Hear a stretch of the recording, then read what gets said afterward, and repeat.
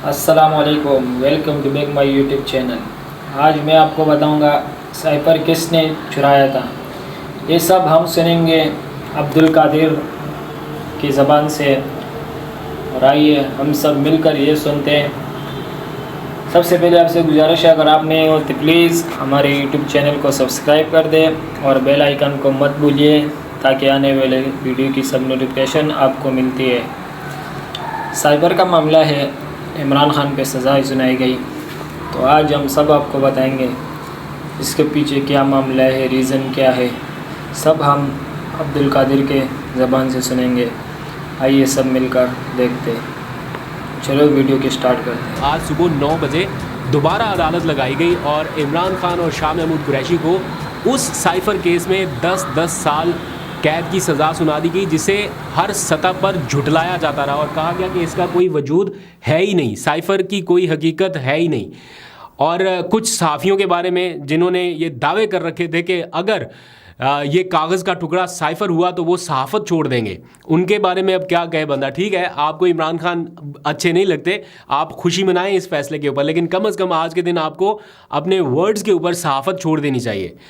आज बड़ी अजीबोगरीब सी सूरत थी। आज की पूरी डिटेल आपको बतानी है मैंने, एक एक चीज़ के क्या हुआ स्टेप बाय स्टेप, क्योंकि मैं व्लॉग थोड़ा लेट ही शुरू कर रहा हूँ इसलिए, ताकि पूरी एक्यूरेट इन्फॉर्मेशन इकट्ठी कर लूँ। सूरत इसलिए भी दिलचस्प थी कि एक तरफ इमरान खान के वकला हाई कोर्ट पहुंचे थे कि किसी तरह से फैसला आने से पहले पहले वो इस कार्रवाई को चैलेंज कर सकें जो कल रात और परसों हुई, मतलब हंगामी बुनियादों पर गवाहों के बयान रिकॉर्ड हुए, तो वो इस कार्रवाई को अदालत में चैलेंज करने के लिए पूरी रात, पहले तो वो अडयाला जेल में मौजूद रहे देर रात तक, फिर वापस आए, फिर उन्होंने डॉक्यूमेंटेशन या जो दरख्वास्त की तैयारी का काम करना होता है वो की। सुबह हंगामी बुनियादों पर वो पहुंचे इस्लामाबाद हाई कोर्ट के दरख्वास्त समात के लिए मुकर्रर करवाएं, कोई हंगामी समात हो सके इसकी। लेकिन दूसरी जानिब अडयाला जेल में उतनी ही तेज़ी थी और फैसला सुनाने में जल्दी थी कि इससे पहले कि कहीं इस्लामाबाद हाई कोर्ट का कोई डिसीजन आए या कोई फिर से स्टे ऑर्डर हो जाए, उससे पहले पहले डिसीजन अनाउंस होना था और वो हो गया।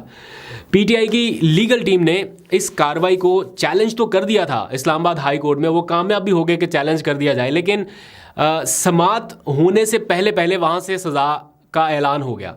तो इसलिए जो आज दरख्वास्त चैलेंज की गई वो फ़िलहाल तो गैर मौसर हो गई, क्योंकि अब सज़ा हो चुकी है। तो अब पीटीआई के पास क्या ऑप्शन है या इमरान खान को रिलीफ दिलाने के लिए क्या करना होगा, एक एक करके स्टेप बाय स्टेप आपको बताता हूँ। कुछ लोग पूछ रहे हैं कि आरिफ अलवी के पास कोई कार्ड है, क्या वो इमरान खान साहब को बचा सकते हैं इस सज़ा से, वो भी डिटेल आपको बतानी है। लेकिन सबसे पहले आपने घबराना नहीं है, क्योंकि इस सज़ा पर अमल दरामद नहीं हो सकता। सज़ा सुनाना और उसके ऊपर अमल करना, ये दोनों बिल्कुल अलग अलग चीज़ें हैं। बज़ाहिर 8 फरवरी से पहले इस सज़ा का मकसद ये लग रहा है कि कहीं वोटर जो है वो मायूस होकर घर बैठ जाएं। अगर तो ये फ़ैसला इस नीयत से हुआ कि वोटर्स के ऊपर कोई असर पड़े, तो मुझे लगता है ये फ़ैसला उल्टा पड़ सकता है, क्योंकि इससे तो वोटर और ज़्यादा चार्ज होगा, फ्रस्ट्रेट होके, क्योंकि पार्टी ने भी हिदायत जारी कर रखी हैं कि बाहर निकल के कोई तोड़ फोड़ या कोई नहीं, कुछ नहीं करना, पुरअमन रहना है और जितना गुस्सा है जो कुछ भी है वो बैलेट पेपर के ज़रिए निकालें। तो आप लोग बताइए कि इस फैसले से मायूसी तो ज़ाहिर बात है लोगों को होती है, लेकिन क्या आप वोट डालने नहीं निकलेंगे या आप बैठे रहेंगे ये सोच के कि अब तो सज़ा होगी, इमरान खान को पार्टी ख़त्म होगी, खेल ख़त्म हो गया तो अब कुछ भी नहीं। तो वोट तो डालना पड़ेगा आपको, और हर हाल में डालना पड़ेगा। अब तो और ज़्यादा लोगों को कोशिश करनी होगी वोट डालने की। एनीवेज, अब आ जाते हैं ज़रा आज की कार्रवाई के हवाले से। ऑफिशियल सीक्रेट एक्ट खसूसी अदालत ने यह फ़ैसला सुनाया जो फ़िलहाल बहुत सारे कानूनी माहिरीन की नज़र में अमल दरामद के काबिल नहीं है। अगर मेरिट पर सज़ा देना मकसूद होता तो शायद पहले कानूनी तकाजे जो है वो पूरे किए जाते, ताकि इमरान खान के वकला अगर इसको चैलेंज भी करें तो उनको रिलीफ ना मिल सके। इसलिए सारे कानूनी तकाजे पूरे कर दिए जाए। उसमें कोई बहुत ज़्यादा टाइम नहीं लगना था, मैक्सिमम 10 दिन लग जाते, 20 दिन और लग जाते। लेकिन ये फ़ैसला खुद बता रहा है कि वो वक्ती तौर पर तो इमरान खान साहब के ख़िलाफ़ गया, लेकिन बेशुमार कानूनी नुकाइस के बाइस ये रिवर्स होकर इमरान खान के हक़ में जाएगा। अब इमरान खान के पास क्या ऑप्शन है, ये फ़ैसला कब तक रिवर्स हो सकेगा, आरिफ अलवी साहब क्या कर सकते हैं सज़ा माफ़ी के हवाले से, और इमरान खान और उनकी पूरी पीटीआई क़यादत, उनकी बहनों का आपके लिए क्या पैगाम है, इस सब की तफसील आपको बताऊंगा। लेकिन पहले ज़रा जेल की कार्रवाई जान लें, क्योंकि जिस वक्त इमरान खान को 10 साल कैद की सज़ा सुनाई गई तो फैसले के बाद वो काफ़ी देर मुस्कुराते रहे। आज जब समाअत शुरू हुई तो आगाज़ पर इमरान खान और शाह महमूद कुरैशी को दफ़ा 342 का एक सवालनामा दिया गया, जो कि फ़ैसले से पहले आखिरी एक रस्मी कार्रवाई सी होती है। इमरान खान की जानिब से पहले अपना 342 का जो बयान था वो अदालत में रिकॉर्ड कराया गया और उन्होंने बताया कि साइफ़र उनके दफ्तर से कैसे चोरी हुआ। इमरान खान बताते हैं कि साइफ़र वज़ीर-ए-आज़म ऑफिस में था। सिक्योरिटी की जिम्मेदारी मिलिट्री सेक्रेटरी, प्रिंसिपल सेक्रेटरी और सेक्रेटरी प्रोटोकॉल पर आती है, जो वज़ीर-ए-आज़म हाउस को या उसकी सिक्योरिटी को देखते हैं। मेरे 3.5 साल के दौरान ये वाहिद डॉक्यूमेंट है जो वज़ीर-ए-आज़म ऑफिस से मिसिंग हुआ। ये इमरान खान साइफ़र के हवाले से आज अपना बयान रिकॉर्ड कराते हुए बता रहे हैं कि ये उनके 3.5 साल दौरे इक़्तिदार में पहला मौका था कि उनके दफ्तर से कोई डॉक्यूमेंट मिसिंग हुआ। वो बताते हैं कि साइफ़र मिसिंग होने पर मैंने मिलिट्री सेक्रेटरी से कहा कि इंक्वायरी की जाए, और ये वो वाहिद मौका था जब मैं मिलिट्री सेक्रेटरी से नाराज़ भी हुआ। फिर इमरान खान ने बताया कि मेरे मातहत एक सरकारी अफसर ने साइफ़र चोरी किया। उन्होंने उसका नाम वगैरह डेजिग्नेशन भी बताई। उन्होंने कहा कि मैंने तहकीकात का कहा तो मिलिट्री सेक्रेटरी ने इंक्वायरी के बाद बताया कि साइफ़र के हवाले से कोई क्लू नहीं मिल सका। फिर वो कहते हैं कि एक वज़ीर-ए-आज़म को मुंतखब साजिश के ज़रिए हटाया गया और मैंने जलसे में किसी मुल्क का नाम नहीं लिया और अल्फाज का भी बहुत मोहतात चुनाव किया, और जो मैंने पेपर लहराया वो साइफ़र नहीं था, उसकी पैराफ्रेज्ड कॉपी थी, जिसका मकसद पैगाम देना था कि अगर ये साजिश कामयाब हुई तो प्लान एक्सपोज कर दिया जाएगा।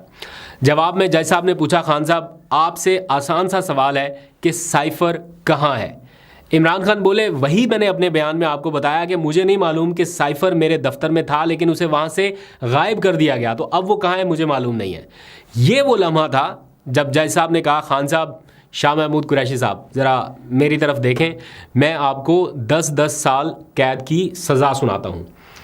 ये सज़ा शाह महमूद कुरैशी की जानिब से बयान रिकॉर्ड कराने से कबल ही सुना दी गई, यानी अभी इमरान खान साहब का बयान हो रहा था, शाह महमूद कुरैशी का बाकी था। तो आप देखें कि कितने इसमें कानूनी नुकाइस जो हैं वो छोड़े गए हैं। फ़ैसला सुनाने के बाद जो जज अबुल असनाद जुल्करनैन हैं वो अदालत से उठकर फ़ौरन चले गए, और जो वहाँ पर मौजूद लोग हैं वो बताते हैं कि इमरान खान काफ़ी देर तक मुस्कुराते रहे, और वो तंज़िया अंदाज में भी मुस्कुराते रहे कि ये हालात है, इस तरह से फ़ैसला और ये कानून पर अमलदारी है। शाह महमूद कुरैशी एहतजाज भी करते रहे कुछ देर तक। इतला ऐसी आई, उन्होंने कहा कि मेरा तो बयान ही रिकॉर्ड नहीं हुआ, तो कैसे फ़ैसला पहले सुना दिया, लेकिन तब तक जज साहब जो हैं वो जा चुके थे। जो भी गैर जानिबदार नुक्ता नज़र रखने वाले साफ़ी हैं या कानूनदान हैं, वो ये समझते हैं कि इतनी सख्त सज़ा बग़ैर कानूनी तकाज़े पूरे किए आप दे ही नहीं सकते, इसलिए जब भी इस फैसले को चैलेंज किया जाएगा ये फ़ैसला उड़ जाएगा।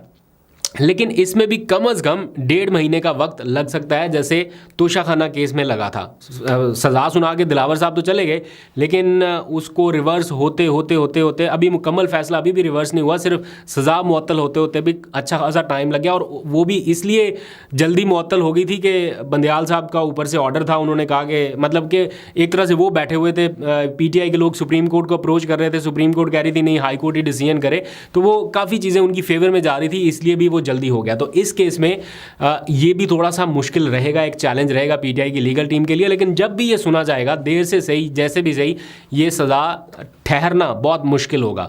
हो सकता है हाई कोर्ट इसे बरकरार रखे, लेकिन जब सुप्रीम कोर्ट के लेवल पर जाएंगे तो फिर वहाँ पर भी और बहुत सारी चीज़ें देखनी पड़ेंगी। अच्छा, इमरान खान इस सज़ा से बच सकते थे किस तरह से?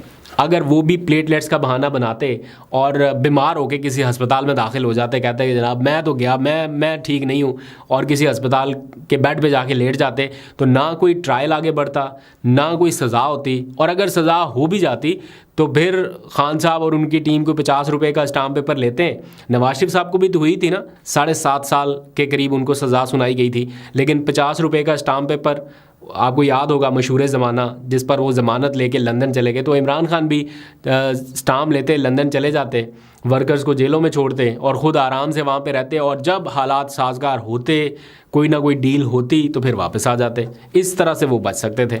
लेकिन अब आप लोग बताएं कि क्या ये दुरुस्त तरीका था इमरान खान के सर्वाइवल का? एनीवेज़, कुछ लोग ये पूछ रहे हैं कि आरिफ अलवी इमरान खान की सज़ा ख़त्म कर सकते हैं, तो जवाब है कि बिल्कुल वो कर सकते हैं। उनके पास इख्तियार है, वो किसी भी अदालत या किसी भी ट्रिब्यूनल से दी गई सज़ा को ख़त्म कर सकते हैं। अब इलेक्शन के बाद असम्बलियाँ जब वजूद में आ जाएंगी तो सबसे पहले आरिफ अलवी साहब को रुखसत किया जाएगा, तो उनके पास भी वक्त जो है वो बहुत ही कम है। लेकिन मुझे नहीं लगता कि इमरान खान की कानूनी टीम या ख़ुद इमरान खान भी ये चाहेंगे कि ये ऑप्शन इस्तेमाल किया जाए, क्योंकि ये ऑप्शन तब इस्तेमाल होता है जब सुप्रीम कोर्ट के लेवल से भी रिलीफ ना मिले, तब जाके कि मतलब कोई फोरम बाकी नहीं बचा तो अब जो है वो सदर साहब से कोई रहम की अपील कर दी जाए और वो आपको रिलीफ दे दें। ये केस तो वैसे ही फारिग होने वाला है, तो इसमें आरिफ अलवी के लेवल पर जाकर सज़ा माफ़ कराने वाला ऑप्शन फ़िलहाल मुझे काबिल अमल नहीं लग रहा। वैसे भी अगर इस तरह सज़ा माफ़ कराई जाए तो फिर दामन पर हमेशा के लिए एक दाग रह जाता है कि आप गिल्टी थे, आप कसूरवार थे, लेकिन आपकी सज़ा ऊपर से सदर साहब ने माफ़ की। असल चीज़ तो यह है कि आप लड़ के अदालत में अपना केस डिफेंड करके, अपने आप को डिफेंड करके क्लियर चिट लेके आप निकलें। तो मेरा नहीं ख्याल कि इस स्टेज पे आरिफ अलवी साहब का ऑप्शन जो है वो इस्तेमाल किया जाना चाहिए या इमरान खान साहब करेंगे, उस तरफ वो नहीं जाते दिखाई दे रहे। अब आ जाएं ज़रा तहरीक इंसाफ के इब्तदाई रद्दअमल के ऊपर। पहले तो बल्कि इमरान खान साहब का रद्दअमल जान लें, जो ट्विटर अकाउंट से उनसे मंसूब एक बयान में जारी किया गया जिसमें वो अपने तमाम कारकुनान से और पाकिस्तानियों से मुखातिब है और वो कहते हैं कि मुझे सख्त सज़ा का मकसद आपको इश्तियाल दिलाना है ताकि आप सड़कों पर निकल कर एहतजाज करें, तो इसकी आड़ में वो नताइज हासिल करने की कोशिश की जाए जो पहले हासिल नहीं हो पाए। दूसरा मकसद ये है कि आप लोग मायूस होकर, बददिल होकर 8 फरवरी को घरों में बैठे रहें। तो वो कहते हैं कि मेरे पाकिस्तानियों, यही आपकी जंग है और यही आपका इम्तिहान है कि आपने पुरअमन रहना है और जुल्म का बदला 8 फरवरी को अपने वोट से लेना है। पिछले 8 माह से जेलों में कैद बेकसूर पाकिस्तानी आपके वोट के मुंतज़िर हैं और रिहाई के लिए आपके वोट से ही उनको इंसाफ मिलेगा। तो मेरा ईमान है कि जिस तरह इतवार के रोज़ आप लोग बेखौफ होकर या खौफ की जंजीरें तोड़कर घरों से निकले, वैसे ही आप इलेक्शन के दिन करोड़ों की तादाद में निकलें और वोट की ताकत से बताएं कि हम कोई भेड़ बकरियां नहीं हैं जिनको किसी भी वक्त किसी भी जगह हाँका जा सकता है। वो कहते हैं कि मेरा ईमान है कि 8 फरवरी का दिन हमारी फ़तह का दिन होगा। फिर तर्जुमान पाकिस्तान तहरीक इंसाफ ने इमरान खान और शाह महमूद कुरैशी की सज़ाओं को मुस्तरद करते हुए ट्रायल कोर्ट के इस फैसले के ख़िलाफ़ आला अदलिया से रजू करने का भी ऐलान किया है। तर्जुमान की जानिब से जारी किए गए एक बयान में ये कहा गया है कि यह फ़ैसला कानून और इंसाफ की बुनियादों से महरूम है, इसलिए किसी भी अदल के मैज़ान पे ये ठहर नहीं सकेगा। इस मंसूबे का जवाब भरपूर तरीके से आइन और कानून के दायरे में रह कर देंगे। तमाम दर जुल्म और ज़्यादतियों के बावजूद इमरान खान की हिदायत के मुताबिक पुरअमन रहें और हर नाइंसाफ़ी का बदला वोट से लें। तो ये थी ओवरऑल सिचुएशन। अगले व्लॉग में थोड़ा सा डिस्कस करेंगे कि पीटीआई की कानूनी टीम अभी क्या कर रही है और किन मामलात के ऊपर गौर कर रही है, कौन से ऑप्शंस इस्तेमाल किए जा रहे हैं, कब इसको चैलेंज किया जाएगा और इंटरनेशनल मीडिया इसको कैसे रिपोर्ट कर रहा है और इसके क्या असरात होंगे। अभी तक के लिए इतने, अपना बहुत सा ख्याल रखिए। अल्लाह हाफ़िज़।